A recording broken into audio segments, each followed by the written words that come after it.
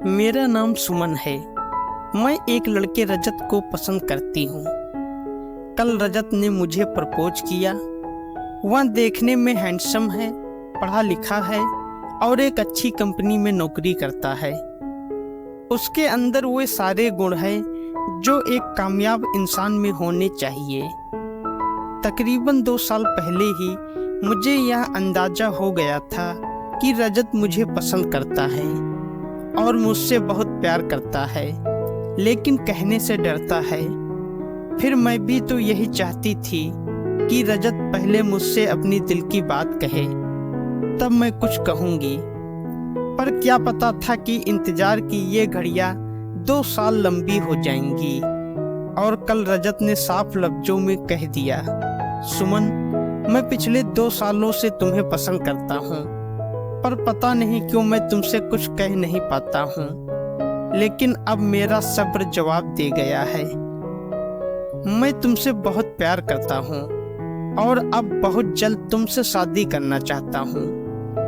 मुझे यह तो मालूम है सुमन कि तुम्हारे दिल के किसी कोने में मेरे लिए मोहब्बत है, लेकिन फिर भी मैं एक बार तुम्हारे मुंह से सुनना चाहता हूँ। रजत इतना कहकर मेरे जवाब का इंतजार करने लगा, लेकिन मुझे खामोश देखकर कहने लगा, ठीक है सुमन, मैं तुम्हें 2 दिन का वक्त देता हूँ, तुम सोच समझ कर बोलना। मेरा दिल सोच के गहरे समंदर में डूबने लगा। मैं जब 6 साल की थी तो मेरी मम्मी चल बसी थी और फिर 2 साल के बाद पापा भी हमें अकेला छोड़ गए थे। मुझसे बड़े मेरे भैया थे और मुझसे छोटी एक बहन थी जिसका नाम पायल था। मम्मी पापा के चले जाने के बाद हम तीनों भाई बहन की देखभाल मेरी मौसी ने की थी। वे बहुत गरीब थी। उनका भी एक बेटा और एक बेटी थी। पायल मानसिक और शारीरिक दोनों रूप से कमजोर थी। उसके इलाज और मेरी पढ़ाई में भैया ने कोई कसर नहीं छोड़ी थी। मेरी पढ़ाई पूरी होने के बाद भैया ने मेरे लिए रिश्ता ढूंढना शुरू कर दिया था, लेकिन मैं आगे भी पढ़ना चाहती थी, इसलिए शादी से इनकार कर दिया। भैया ने मेरी बात मान ली क्योंकि हमारे घर में एक औरत की जरूरत थी, इसलिए भैया ने अपनी शादी रचा ली। मेरी भाभी भी मेरी बेस्ट फ्रेंड की तरह थी। फिर वह दिन भी आ गया जब मैं बुआ बन गई। एक नन्ही सी गुड़िया भी हमारे घर आ गई। मेरे भैया मेरे किसी भी ख्वाहिश को मेरी जबान पर आते ही पूरा कर देते थे। हमारा परिवार बहुत खुशहाल था कि एक दिन कुदरत ने हमसे हमारी दुनिया ही छीन ली। भैया भाभी और नन्ही सी गुड़िया एक कार हादसे में मारे गए। हमें अब संभालने वाला कोई नहीं था। पायल तो कुछ समझ नहीं पाई, बस सब कुछ देखती रही। भैया जब तक जिंदा थे तब तक मैं यह भी नहीं जानती थी कि भैया की तनख्वाह कितनी है, पर उनकी मौत के बाद धीरे धीरे उनके सारे जमा पैसों का पता चलता गया। उन्होंने हम दोनों बहनों के नाम पर भारी रकम जमा की थी और भाभी और अपने नाम पर जो इंश्योरेंस कराया था वह अलग। इन पैसों के बारे में कुछ रिश्तेदारों को भनक लगी तो कुछ लोगों ने हम दोनों बहनों की देखरेख का जिम्मा उठाना चाहा, पर मैं उन लोगों की गिद्ध जैसी नजरों को पहचान गई और इनकार कर दिया। लेकिन रजत ने आखिर अब इतनी जल्दबाजी क्यों की? अभी तो इस हादसे को 1 महीना ही हुआ है। क्या रजत भी उनमें से एक है? क्या उसे भी मेरे पैसों से मोहब्बत है? यही सोच सोचकर मेरा दिल एकदम से बेचैन था। मैं रात भर ठीक से सो भी नहीं पाई। फिर 2 दिन के बाद जब रजत ने मुझे फोन किया और मेरा जवाब जानना चाहा, तो मैंने यही कहा कि अगर मैं शादी कर लूंगी तो पायल अकेली हो जाएगी। पगली, क्या हम पायल को उसी घर में अकेले छोड़ देंगे? उसे भी तुम्हारे साथ अपने घर ले आएंगे। इस बात से मेरा दिल और भी दहशत में डूब गया। पायल के नाम पर भी उतना ही पैसा और जायदाद है, तो क्या पायल पर रजत की नजर है? मुझे तो हमेशा से पैसे के लालची लोगों से नफरत है। अब रजत के चेहरे पर भी उन्हीं लोगों का चेहरा नजर आता है। मैं रात भर इसी सोच में डूबी रही। कब आंख लगी पता ही नहीं चला। मेरी आंख तब खुली जब मौसी ने आकर आवाज दी कि सुमन उठो, रजत आया है। मैं जल्दी से उठी और फ्रेश होकर नीचे आ गई। सुमन, क्या बात है?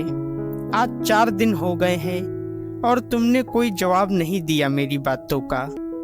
रजत, आखिर तुम्हें जवाब की इतनी जल्दी क्या पड़ गई है? अभी तो हमारे घर में इतना बड़ा हादसा हुआ है। सुमन, यही तो वजह है कि तुम अब अकेली हो गई हो और मैं जल्द से जल्द तुम्हारा सहारा बनना चाहता हूँ। मैं तुम्हें इस घर में अकेला नहीं छोड़ना चाहता हूँ। रजत, मैंने अपनी जिंदगी के लिए कुछ फैसले लिए हैं और उनके बारे में तुम्हें बताना चाहती हूँ। हाँ, जरूर बताओ, रजत ने कहा। मैं तुमसे शादी करने के लिए राजी हूँ। मेरी मौसी ने हम दोनों की हमेशा देखभाल की। मम्मी पापा के जाने के बाद उन्होंने कभी भी उनकी कमी महसूस नहीं होने दी।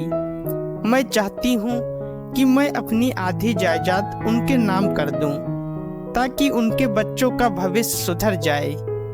रजत, मेरा सहारा तो तुम हो, लेकिन पायल तो मानसिक और शारीरिक दोनों रूप से कमजोर है और उसके इलाज में भारी रकम खर्चा होती है।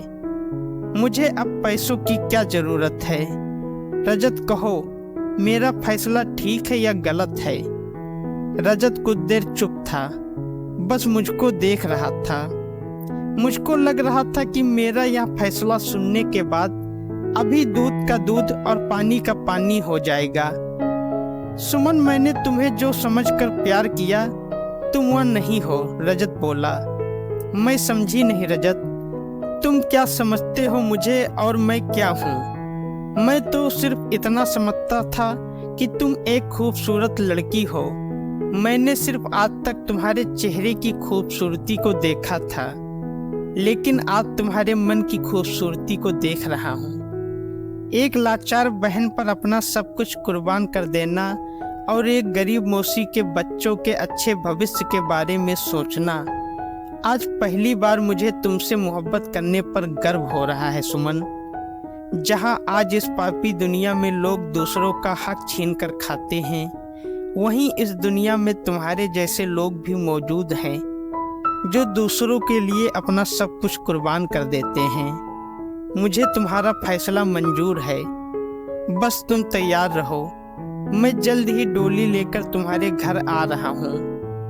मैं रजत की बात सुनकर मुस्कुरा दी। मुझे आज ऐसा महसूस हुआ जैसे सालों से दिल में गड़ा हुआ कांटा निकल गया हो। आज मुझे रजत की सच्ची मोहब्बत का एहसास हो गया था। ऐसा लग रहा था कि मुझे नई जिंदगी मिल गई। मैं भी तो रजत को नहीं जानती थी कि उसके मन में भी इतना अच्छा इंसान छिपा है, और मैं भी कितनी पागल थी कि उस पर शक कर रही थी। मैंने खिड़की का पर्दा हटाया, देखा एक नई सुबह मेरा इंतजार कर रही थी, जिसमें सच्चाई थी, मोहब्बत थी और सब कुछ था जो मुझे जीने के लिए चाहिए था। अब बस मुझे इंतजार था कि रजत जल्दी मुझे लेने आ जाए।